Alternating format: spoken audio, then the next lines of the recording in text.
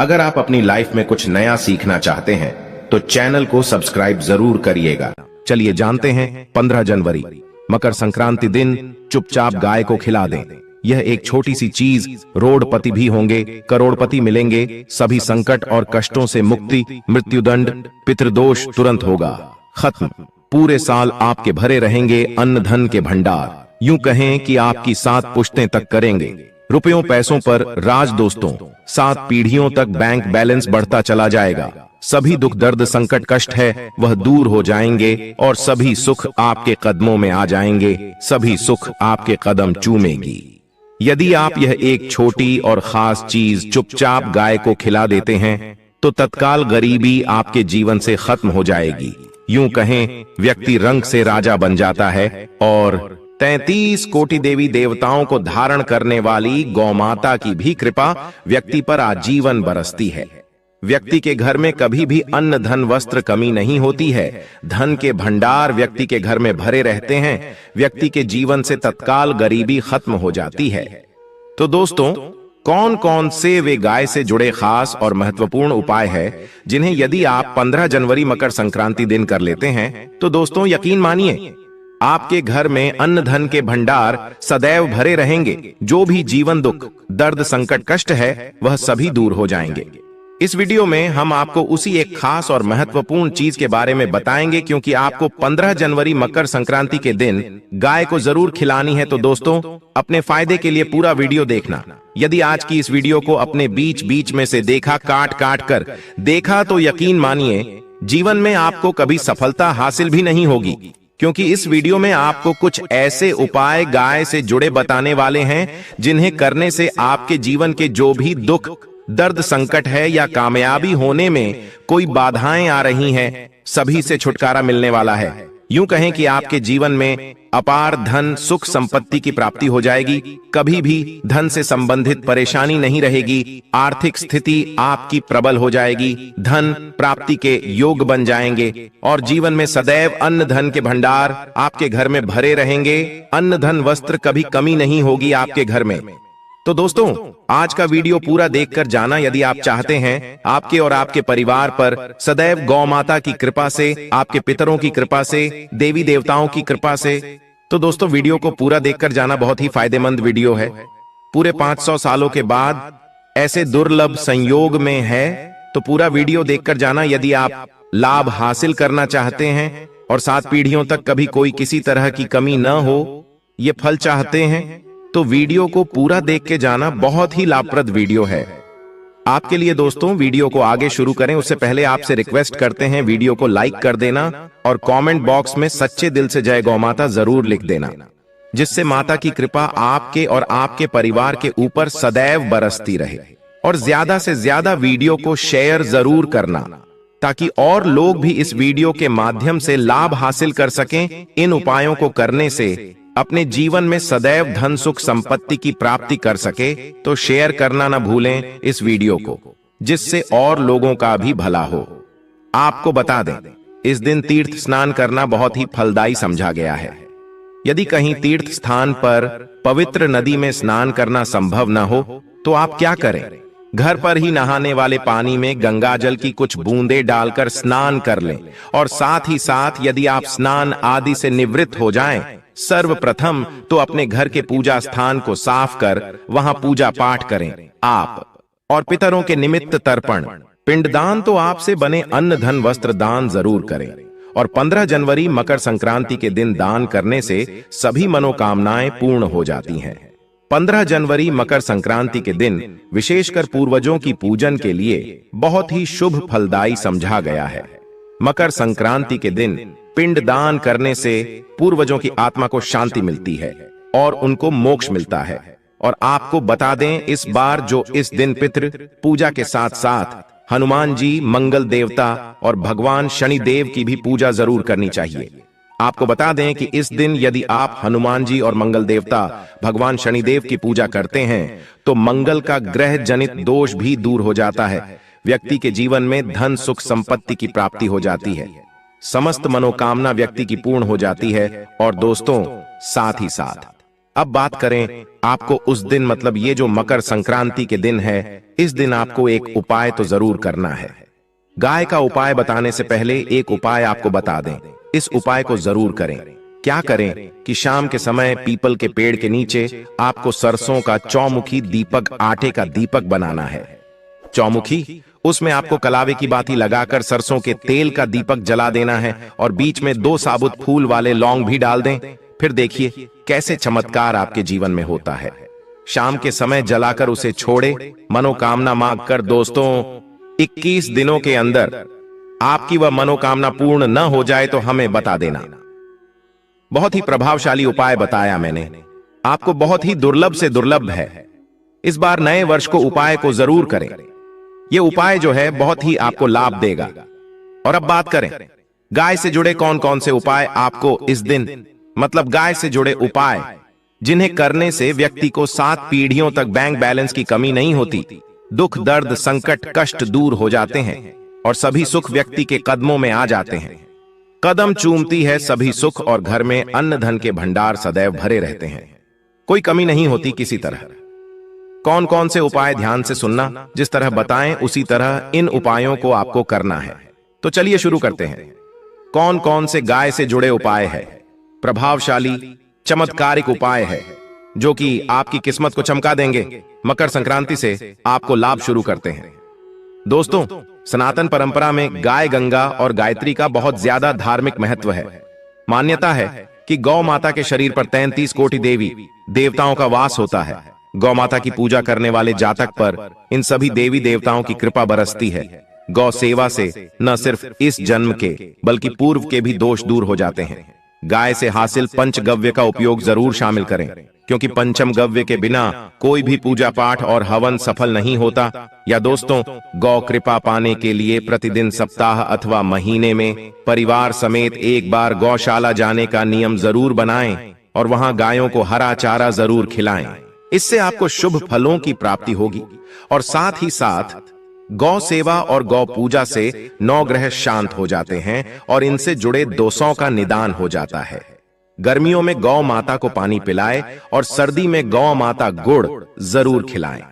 ध्यान रखें कि गर्मियों में गाय को गुद्ध न खिलाएं। अनेक देवी देवताओं को अपने शरीर पर धारण करने वाली गौ माता से जुड़े कई शुभ और अशुभ संकेत भी होते हैं। मसलन, गाय का दूध दुहते समय यदि गाय ठोकर मार दें और सारा दूध बिखर जाए तो अब शगुन होता है। यदि कोई यात्रा पर निकल रहा हो और गाय अपने बछड़े को दूध पिलाती सामने आ जाए तो निश्चित रूप से जिस यात्रा के लिए आप निकले हैं वह यात्रा आप जरूर ही सफल होगी और वह जिसके लिए आप निकले हैं वह जरूर ही पूर्ण होगा। यात्रा पर जाते समय बाईं ओर गाय की आवाज आना और रात्रि में गाय की हुंकार करना भी शुभ होता है। दोस्तों, साथ ही साथ गाय के साथ आप भूलकर भी दुराचार न करें, अन्यथा मिलता है घोर पाप और जीवन भर की परेशानियां बनी रहती हैं। जी हां दोस्तों, गाय को राष्ट्रीय पशु बनाए जाने और इन्हें मौलिक अधिकार दिए जाने की बात हो रही है तो सवाल उठता है, गाय संस्कृति का अहम हिस्सा है, तब भी गाय के साथ लोग खराब व्यवहार कैसे कर लेते हैं? गाय दर दर भटकती रहती है भरपेट, इन्हें चारा तक लोग नहीं देते। गाय जब तक दूध देती रहती है तो उनकी सेवा होती है और जैसे ही दूध देना बंद कर देती है तो लोग इन्हें उनकी किस्मत पर छोड़ देते हैं, सड़कों पर और गलियों में भटकने के लिए। ऐसे में गोवंश जीवों को कोई डंडे मारता है तो कोई पानी डाल देता है, कभी वाहनों की चपेट में आ जाती है तो कभी बीमार होकर बेचारी यह गाय दम तोड़ देती है। ऐसे में जरूरत है इन बातों को जानने की गाय को लेकर शास्त्रों में क्या कहा गया है, गाय के साथ आपको कैसा व्यवहार करना चाहिए। दोस्तों, गाय को कभी भी मारना पीटना नहीं चाहिए। शास्त्रों में गाय को माता का दर्जा दिया गया है। गाय को मारने वाला माता को मारने पीटने वाले के समान पाप का भाग्य समझा जाता है। नरक लोक में वर्षों तक कष्ट भोगना पड़ता है, अगले जन्म पशु योनि में मिलता है। कथा है कि गौतम मुनि ने गलती से गाय को डंडा मार दिया था, जिससे गाय की मृत्यु हो गई थी और इस पाप से मुक्ति के लिए इन्हें वर्षों तक तपस्या करनी पड़ी। भगवान श्री कृष्ण जी ने बैल स्वरूप में आए वृद्धाश्रम का वध कर दिया था, जिससे मुक्ति के लिए भगवान श्री कृष्ण को संपूर्ण तीर्थों को एक कुंड में बुलाना पड़ा और इस कुंड में स्नान से वह पाप मुक्त हो गए थे। दोस्तों, साथ ही साथ पानी पी रही गाय को भगाते हैं, वे घोर पाप के भागी बनकर नरक भोगते हैं। ऐसा पुराणों में बताया गया है। जबकि जो लोग गाय के लिए प्याऊ और चार बनवाते हैं वह माह भाग्यवान होते हैं। ऐसे लोग घोर पाप से मुक्त होकर स्वर्ग पा जाते हैं और बड़े ही धनवान कुल में जन्म लेकर सुख भोगते हैं। और साथ ही साथ आराम कर रही गाय को कष्ट देकर कभी भी उठाना नहीं चाहिए। कहते हैं कि जिस स्थान पर गाय बैठी है वहां से नकारात्मक ऊर्जा खत्म हो जाती है। गाय के बैठने की जगह को जो लोग नियमित साफ रखते हैं वह जन्म में किए गए जाने अनजाने में पापों से मुक्ति हो जाती है और गोलोक में स्थान पाते हैं। गाय को डंडा मारकर उठाना, पानी डालकर उठाने से मनुष्य पाप का भागी बनता है और अगले जन्म में उसे दर दर भटकना पड़ता है। और साथ ही साथ शास्त्रों में बताया गया है कि गाय का दूध उसके बछड़े के लिए होता है। गाय के बछड़े से बचा हुआ दूध ही मनुष्य को लेना चाहिए, परंतु कुछ लोग एक बार गाय को दूध लेने बाद फिर से बछड़े के लिए बचा हुआ दूध भी धो लेते हैं। ऐसा करना घोर पाप कहा जाता है। ऐसे दूध को दोहने वाला और ग्रहण करने वाला दोनों ही पाप के भागी बन जाते हैं। दोस्तों, साथ ही साथ शास्त्रों में कहा गया है कि गोवंश मतलब गाय और बैल के पीठ पर नहीं बैठना चाहिए। इनकी पीठ पर बैठने से महापाप लगता है। ऐसे लोगों को नरक की यातना भोगनी पड़ती है। एकमात्र देव के अंश के उत्पन्न नंदी ही गोवंशीय है, जिस पर स्वयं महादेव और महादेवी सवारी करती है। क्योंकि नंदी ने स्वयं अपनी इच्छा से महादेवी की सवारी बनना स्वीकार किया था। और साथ ही साथ शास्त्रों में गाय के दान को बहुत ही महत्व दिया गया है। परंतु ऐसी गाय का दान कभी नहीं करना चाहिए जो बूढ़े और बीमार हो। कठोपनिषद में नचिकेता की कथा भी इस संदर्भ में है कि जिस नचिकेता ने पिता द्वारा बूढ़ी गाय को दान करने पर आपत्ति जताई थी। दूध देने वाली और बछड़े सहित जो लोग गाय का दान करते हैं वह महान पुण्य को हासिल करके स्वर्ग में स्थान पाते हैं।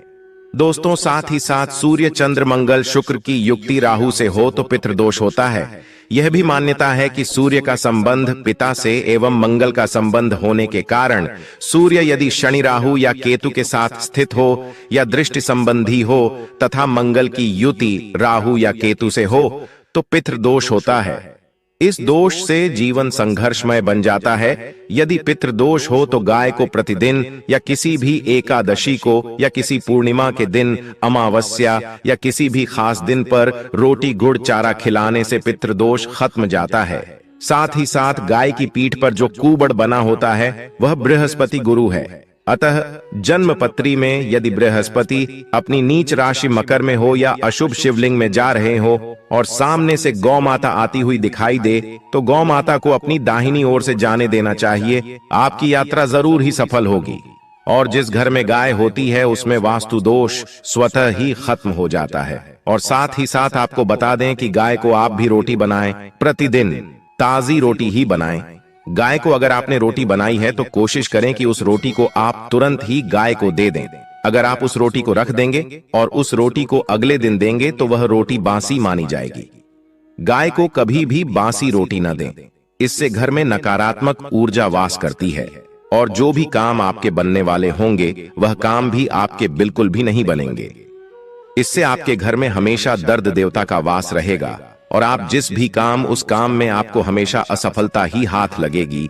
इसलिए कोशिश करें गाय को रोजाना ताजी रोटी बनाकर खिलाएं और रोटी को बिल्कुल न रखें। बासी रोटी गाय को न दें और साथ ही साथ सड़ी गली चीजें गाय को नहीं खिलानी चाहिए।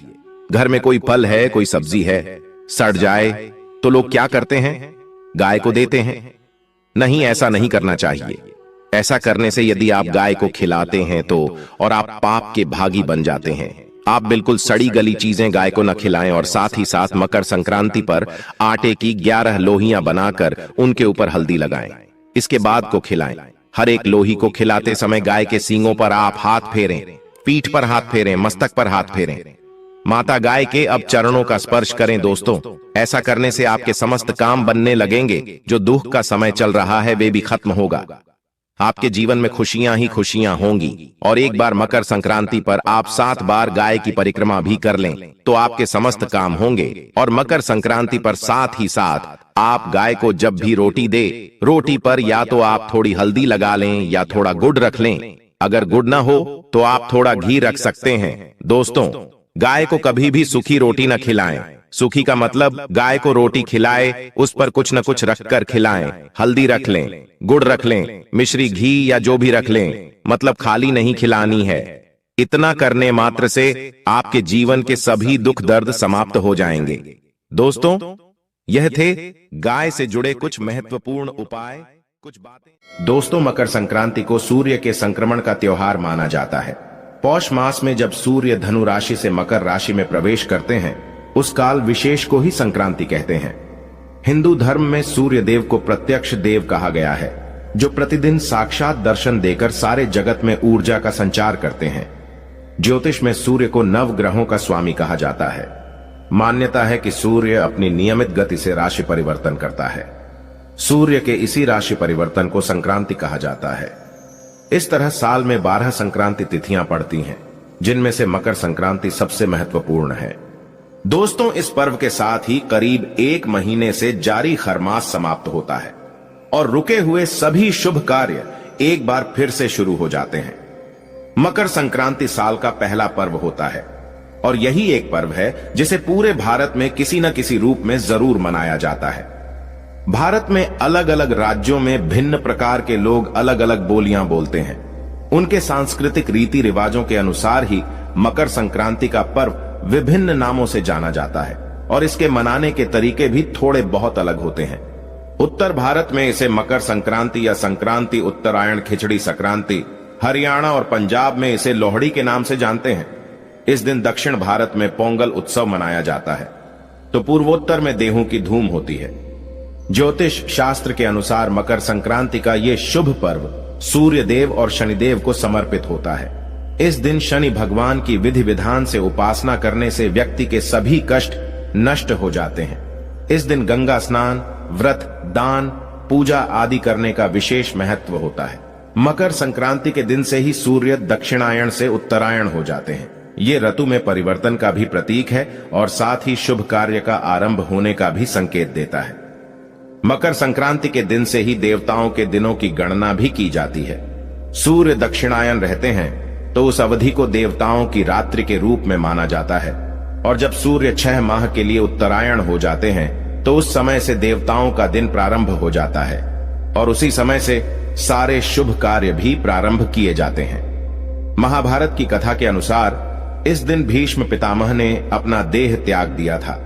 उत्तरायण में शरीर त्यागने वाले व्यक्ति की आत्मा को मोक्ष की प्राप्ति होती है, इसलिए भीष्म ने मोक्ष पाने के लिए सूर्य के उत्तरायण होने के पश्चात अपने शरीर को त्यागा था।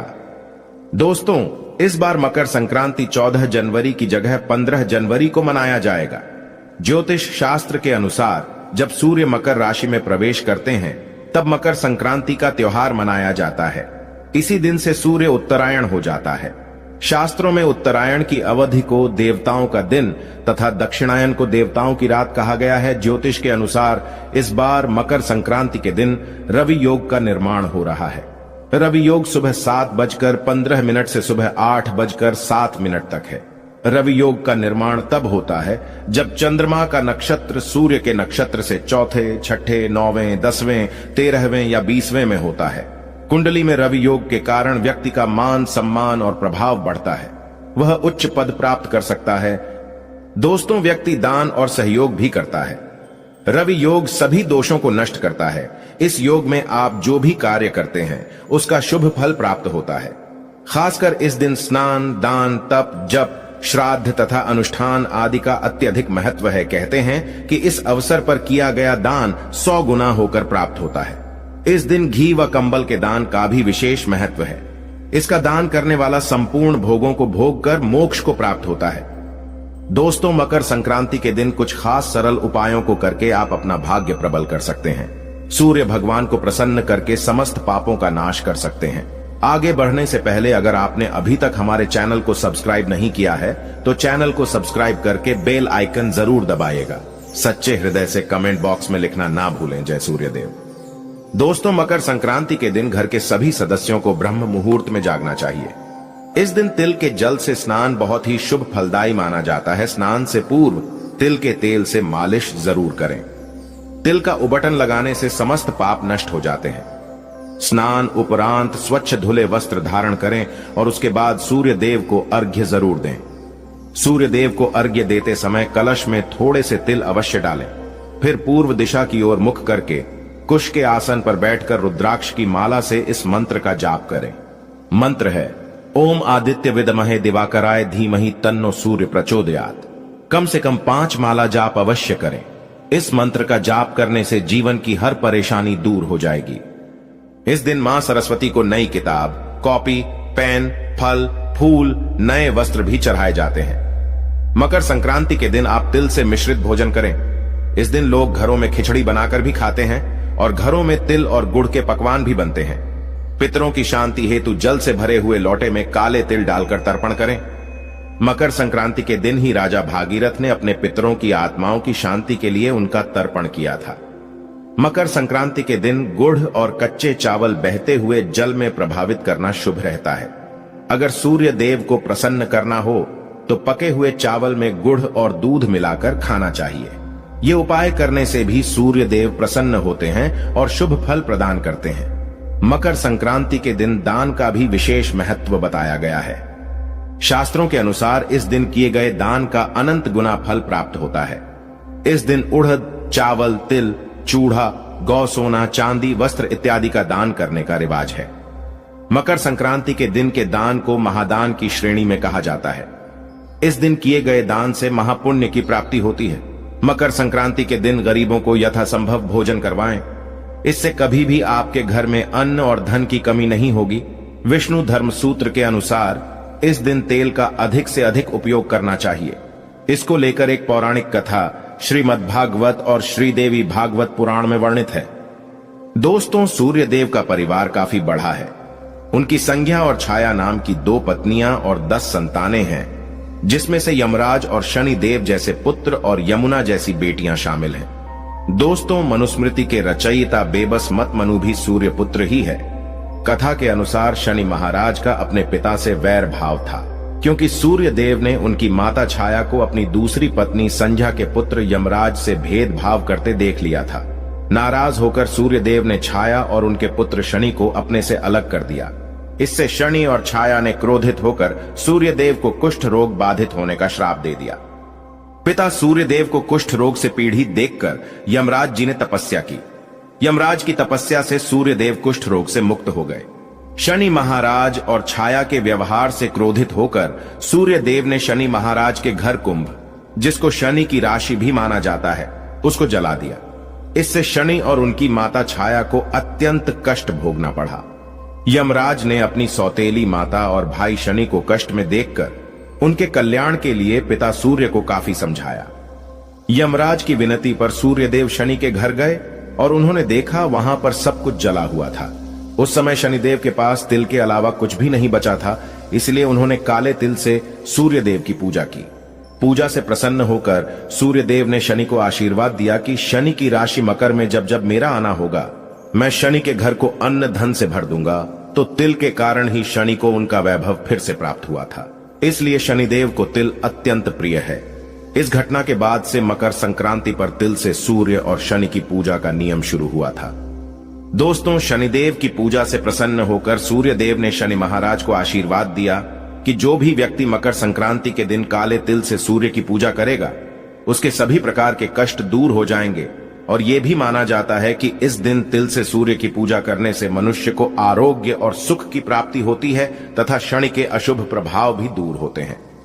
दोस्तों, मकर संक्रांति के दिन इन कुछ चीजों का ध्यान भी अवश्य रखें। वैसे तो जो लोग इस दिन व्रत रखते हैं वे सभी नियमों का पालन तो करते ही हैं, मगर जो लोग व्रत नहीं रखते हैं उन्हें भी स्नान और पूजा करने से पहले भोजन कभी भी नहीं करना चाहिए। सूर्य देव को अर्घ्य देने के बाद ही कुछ भी आप खाए या पिए। इस दिन किसी गरीब, भिखारी, जरूरतमंद को घर से खाली हाथ भेजने की गलती ना करें। मकर संक्रांति पर गरीब या जरूरतमंद को कंबल का दान भी बहुत ही शुभ माना जाता है। इससे राहु के अशुभ प्रभाव भी दूर हो जाते हैं। इस दिन सात्विकता बनाए रखें, क्रोध ना करें, कलेश कलह ना होने दें, किसी को अपशब्द ना कहें, झूठ ना बोले, बड़ों का आदर करें, किसी भी गरीब का, किसी कमजोर का, गाय आदि पशुओं का अनादर ना करें। इस दिन सात्विक भोजन ही करें, लहसुन प्याज ना खाएं, मांस मछली मदिरा आदि से दूर रहें। इस दिन सोने चांदी जैसी चीजों की खरीदारी करना बहुत ही फलदायक माना जाता है, मंगलकारी माना जाता है। विशेष रूप से आप इस दिन मां लक्ष्मी के चरण पादुका घर पर लाएं, कमल गट्टे की माला लाएं, उन्हें लाल चुनरी चढ़ाएं, लाल सुपारी इलायची चढ़ाएं। मां लक्ष्मी को प्रसन्न करने के लिए मकर संक्रांति के दिन आप अपने घर में मीठे व्यंजन अवश्य बनाएं और उन्हें अर्पित कर दें। ऐसी कुछ खाने की खास चीजें जो आप मां को अर्पण करते हैं और प्रसाद स्वरूप परिवार के साथ अगर ग्रहण करते हैं तो मां लक्ष्मी प्रसन्न होकर धन की वर्षा करती है। दोस्तों, अब ये बात तो सर्वशुद्ध है कि मकर संक्रांति के दिन तिल और गुड़ के लड्डू बनाए जाते हैं, देवी मां को अर्पित किए जाते हैं और रिश्तेदारों में बांटे जाते हैं। तो तिल गुड़ के लड्डू आप महालक्ष्मी को जरूर अर्पित करें। इस दिन अभिजीत मुहूर्त दोपहर 12:09 से लेकर दोपहर 12:52 तक रहेगा। इस अभिजीत मुहूर्त में तिल गुड़ के लड्डू का प्रसाद परिवार के साथ खाएं और रिश्तेदारों में बांटें। इससे महालक्ष्मी की कृपा से धन की प्राप्ति में सुलभता आती है। आपकी तिजोरी में साल भर धन का आगमन होता रहता है। आपकी नौकरी व्यवसाय में अगर दिक्कतें आती हैं, खूब मेहनत करने के बाद भी कुछ ना कुछ अड़चनें आती रहती हैं, तो इस उपाय से वो सभी परेशानी दूर हो जाएंगी। व्यापार में तरक्की होगी, क्योंकि तिल गुड़ का इस दिन सेवन करना, दान करना बेहद ही शुभ माना गया है। दूसरा व्यंजन है खिचड़ी। मकर संक्रांति के दिन चावल और उड़द की दाल की खिचड़ी बनाई जाती है। इस दिन खिचड़ी का दान करना बहुत ही पुण्य फलदायी माना गया है। इस दिन आप कुछ करें या ना करें, खिचड़ी का दान अवश्य कर दें। इस खिचड़ी का भगवान सूर्य को भोग लगाएं और गरीब जरूरतमंद लोगों में इस खिचड़ी को वितरित जरूर करें। घर आए मेहमानों के साथ, परिवार के साथ इसे ग्रहण करें। खिचड़ी बहुत ही लाभदायक और शुभकारी मानी जाती है। मकर संक्रांति के दिन खिचड़ी खाने से आपकी समस्त मनोकामनाएं पूरी होंगी। इससे माता लक्ष्मी जी बहुत जल्दी प्रसन्न होती है। अगर माता लक्ष्मी को प्रसन्न करना है तो मकर संक्रांति के दिन खिचड़ी जरूर खाएं और दान भी करें। इससे सूर्य देवता भी प्रसन्न हो जाते हैं और शनि के दोषों से मुक्ति मिल जाती है। मकर संक्रांति के दिन महालक्ष्मी को प्रसन्न करने के लिए केला और अंगूर जरूर अर्पित करें। प्रसाद स्वरूप इसे ग्रहण करें और मेहमानों को भी खिलाएं। अगर परिवार का कोई सदस्य लंबे समय से बीमार चल रहा है तो उसे संक्रांति के दिन अभिजीत मुहूर्त के समय इन फलों का प्रसाद जरूर खिलाएं। काफी ज्यादा हद तक बीमारी से राहत मिल जाती है। अपने पितरों देवों को प्रसन्न करने हेतु आप इस दिन उनके नाम से पूजा स्थल पर केला जरूर अर्पित करें। इससे पितृदेव प्रसन्न होते हैं, पितृ दोषों में कमी आ जाती है। दोस्तों, अगली चीज जिसको खाने से घर में सदैव मां लक्ष्मी जी वास करती है और वो है नमक। वैसे तो आप खिचड़ी में चावल और उड़द की दाल के साथ घी और नमक का प्रयोग तो करेंगे ही, लेकिन मकर संक्रांति के दिन आपको थोड़ा सा नमक अभिजीत मुहूर्त में जरूर खा लेना चाहिए। तो हाथ में थोड़ा सा नमक लें और इसे खा लें और इससे आपके ऊपर माता लक्ष्मी जी की कृपा सदैव बनी रहेगी। घर में धन धान्य की कमी कभी नहीं होगी। नौकरी व्यवसाय में अच्छे लाभ होंगे, धन के नए स्रोत बढ़ेंगे। आश्चर्यजनक रूप से अचानक आपको धन लाभ होगा। आपके कार्य भिन्न तरीके से पूर्ण होंगे। इस दिन नमक का सेवन बहुत ही शुभ फलदायक होता है, इसलिए नमक का सेवन हर हाल में करें। दोस्तों, पांचवी चीज जो बहुत ही लाभदायक होती है और वो है शकरकंद। मकर संक्रांति के दिन महालक्ष्मी को शकरकंद का भोग जरूर लगाएं, फिर इसे स्वयं खाएं और अपने घर के पूरे सदस्य को खिलाएं। शकरकंद खाने से आपके घर में माता लक्ष्मी का आगमन हो जाता है। इस दिन शकरकंद खाना बहुत ही लाभकारी होता है।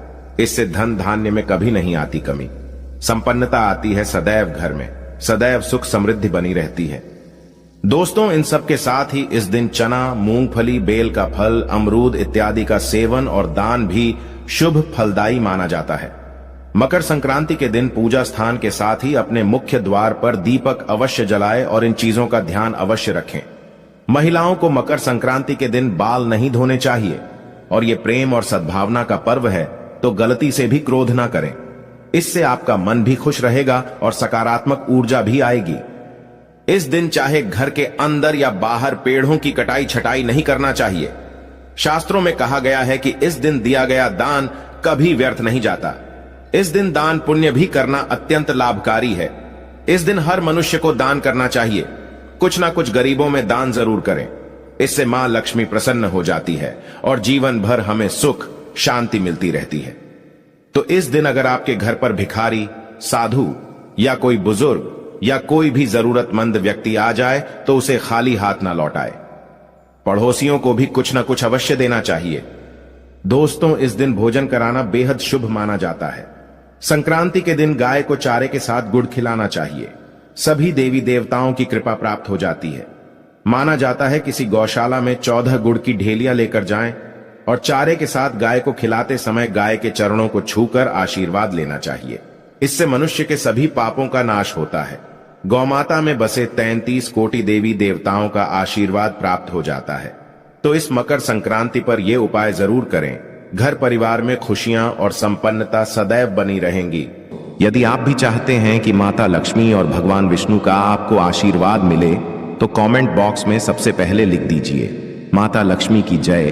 दोस्तों, मकर संक्रांति के बारे में हमने आपको कुछ साधारण सी बातें बता दी जो आपको जाननी जरूरी थी। अब जो आपको हम जानकारी देने जा रहे हैं वो ऐसी जानकारी है जो आपके जीवन को बदल करके रख देगी। तो बस आपको यह करना है कि मकर संक्रांति के दिन हल्की सी पूजा कुछ वृक्षों के सामने जाकर कर लेनी है। उसके पश्चात उन वृक्षों को छोड़ करके वापस अपने घर पर चले आना है। इससे आपके जन्म जन्मांतर की गरीबी, परेशानी, कष्ट, दरिद्रता हमेशा के लिए खत्म हो जाएगी। माता लक्ष्मी के आशीर्वाद से आपके जीवन में धन का आगमन शुरू हो जाएगा। धन आने के सारे रास्ते खुल जाएंगे। आपके बंद किस्मत ताले को चाबी लग जाएगी। तो आपको ऐसा क्या करना चाहिए जिससे माता लक्ष्मी का आशीर्वाद मिले, भगवान विष्णु का आशीर्वाद मिले और अन्य देवी देवताओं का आशीर्वाद मिले? चलिए एक एक करके आपको बताते हैं। सबसे पहला जो पेड़ है जिसे आपको मकर संक्रांति के दिन यानी 15 जनवरी को छू करके आना है तो वह है पीपल का पेड़। ध्यान दीजिएगा दोस्तों, पीपल का पेड़ एक ऐसा पेड़ है जिसकी यदि हल्की सी साधना की जाए तो आपको विष्णु भगवान और माता लक्ष्मी का सुबह के वक्त बहुत ध्यान दीजिएगा। दोस्तों, 15 जनवरी को सुबह के वक्त पीपल के पेड़ के पास आपको जाना है। वहां पर एक लोटा जल अर्पित करना है, उसको प्रणाम करना है, पेड़ को छूना है और अपनी मनोकामना बोल देनी है। इतना करने भर से आपको भगवान विष्णु का आशीर्वाद प्राप्त हो जाएगा। मान के चलिए आपका दुर्भाग्य जो है वो तो एक तरह से खत्म ही हो जाएगा। भगवान विष्णु के आशीर्वाद से आपको आकस्मिक धन की प्राप्ति होगी। दूसरी तरफ भगवान विष्णु का आशीर्वाद रक्त होने से आपके जीवन में जो कष्ट आ रहे हैं वो अपने आप हटना चालू हो जाएंगे। अब आपको शनिवार के दिन पीपल के पेड़ के पास जाना है। एक घी का दीपक जलाना है। घी का दीपक जलाकर आपको अपनी मनोकामना बोलनी है। पीपल के पेड़ को बिना छुए केवल घी का दीपक जलाना है। भगवान विष्णु, माता लक्ष्मी को अपनी जो भी मनोकामना है वह बोलनी है और अपने घर वापस चले आना है। 15 जनवरी मकर संक्रांति के दिन यह क्रिया करने से मान के चलिए आज कई तरीके के कष्ट खत्म हो सकते हैं। इसलिए पीपल के पेड़ के नीचे यदि यह क्रिया आप 15 जनवरी को करते हैं तो मान के चलिए आपको भगवान विष्णु और माता लक्ष्मी का आशीर्वाद प्राप्त होगा। दूसरी क्रिया जो आपको करनी है वो भगवान शंकर के लिए करनी है। दोस्तों, वैसे तो शनिवार का दिन शनि देव को समर्पित होता है, परंतु शनि देव शंकर भगवान को अपना गुरु मानते हैं। मतलब आपने यदि शंकर भगवान की हल्की सी भी पूजा कर ली, कोई साधना कर ली, मान लीजिए शानी, भगवान का भी आपको आशीर्वाद प्राप्त होगा। आपको बस एक सरल सा उपाय करना है। सुबह के वक्त आपको बेल पत्र के पेड़ के नीचे जाकर एक लोटा जल अर्पित कर देना है। 1001 बार ओम नमः शिवाय मंत्र का जाप कर लेना है और घर पर वापस चले आना है। इतना करने भर से आपके जीवन में कई कल्याणकारी और शुभकारी समय आएंगे। भौतिक सुखों की आपको प्राप्ति होगी। भगवान भोलेनाथ का आशीर्वाद मिलेगा। यदि आप चाहते हैं कि भगवान भोलेनाथ का आशीर्वाद मिले तो तुरंत ही कमेंट में लिख दे हर हर महादेव। तीसरा पेड़ जिसको आपको छूना है और वहां पर परिक्रमा करनी है वह है अशोक का पेड़। दोस्तों, अशोक का पेड़ एक ऐसा पेड़ है जिस पर व्यक्ति के 9 ग्रहों का वास होता है। एक बात सुन लीजिए, अशोक पेड़ पर मान के चलिए ब्रह्मांड की सर्वशक्तिशाली शक्तियां वास करने आती है। जिसका मतलब ये है कि अशोक के पेड़ को आपको शनिवार के दिन जाकर के छूना है। इसकी 7 बार परिक्रमा करनी है। हो सके तो 1 लोटा जल भर लीजिए। यदि आपके अंदर क्षमता है तो लोटे में पूरा दूध भर के चले जाइए। दूध कच्चा होना चाहिए, उसमें हल्दी मिला लीजिएगा और वह दूध चढ़ाने के पश्चात ही, अर्पित करने के पश्चात ही अशोक के पेड़ की 7 परिक्रमा लगानी है और वापस घर आ जाइएगा। इतना करने भर से मान के चलिए आपके नौकर आपका साथ देंगे। मान के चलिए आपके खिलाफ जो हो गए थे, आपके खिलाफ खड़े हो गए थे, वह आपका साथ देना चालू कर देंगे। आपके जीवन से परेशानियां हमेशा हमेशा के लिए चली जाएंगी। अभी तक हमने आपको वो बातें बताई है दोस्तों, जो हिंदू पुराणों के हिसाब से है, वो जानकारी है जो आपके जीवन में बदलाव ला सकती है। इसलिए आप हमारे चैनल को आज ही सब्सक्राइब कर लें, क्योंकि हिंदू पुराणों की हर जानकारी आपको इसी चैनल पर मिल जाएगी। अब आखिरी पेड़ जो आपको छू करके आना है दोस्तों, वह एक ऐसा पेड़ है जिसको यदि आप छू लेते हैं तो मान के चलिए आपके जीवन से परेशानियां चली जाएंगी, आपके घर पर सुख समृद्धि आएगी। वो है शमी का पौधा। इसे आपको शाम के वक्त केवल छूना है। शनि का पेड़ नहीं होता है, ये पौधा होता है। आपको इसे केवल छूना है और घर वापस आना है। किंतु इस समय यदि इसके सामने पूजा आराधना की जाए तो वो कैसी होगी, हम आपको बता देते हैं।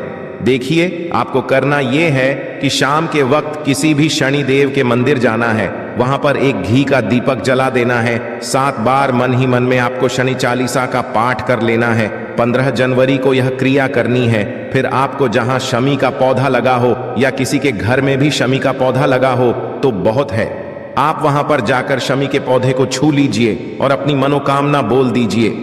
शमी का पौधा ही एक ऐसा पौधा होता है जिस पर शनि महाराज का वास होता है। इस पौधे के गमले को यदि आप छू करके घर वापस आ जाते हैं तो मान के चलिए आपके राहु केतु आपका साथ देना चालू कर देंगे। आपके 9 ग्रह आपके साथ हो जाएंगे। आपका दुर्भाग्य भाग्य में बदल जाएगा। मान लीजिए आप दुश्मन आपके पीछे खड़े थे, आपके दुश्मन आपको हानि पहुंचाना चाहते थे, तो वो आपका एक बाल भी बांका नहीं कर पाएंगे। दोस्तों, आज की जानकारी आपके जीवन को बदल करके रख सकती है। इसको नजरअंदाज मत कीजिएगा, बस इतना ध्यान दीजिएगा। यदि आप 14 जनवरी को यह उपाय करने जा रहे हैं, मान लीजिए सारे वृक्षों को छू आ रहे हैं, तो इसमें बस पीपल के पेड़ को मत छूइएगा, क्योंकि माना जाता है कि कभी भी रविवार के दिन तुलसी के पौधे को और पीपल के पेड़ को नहीं छूना बहुत अशुभ होता है। यह आपके जीवन में परेशानियां ला सकता है। इसलिए रविवार के दिन पीपल के पेड़ को ना छुएगा। बाकी वृक्षों को आप छू सकते हैं और पौधों को छू सकते हैं, किंतु रविवार के दिन कभी भी पीपल के पेड़ और तुलसी के पौधे को नहीं छूना चाहिए। आशा है कि आज की इस प्रस्तुति में बताई गई जानकारी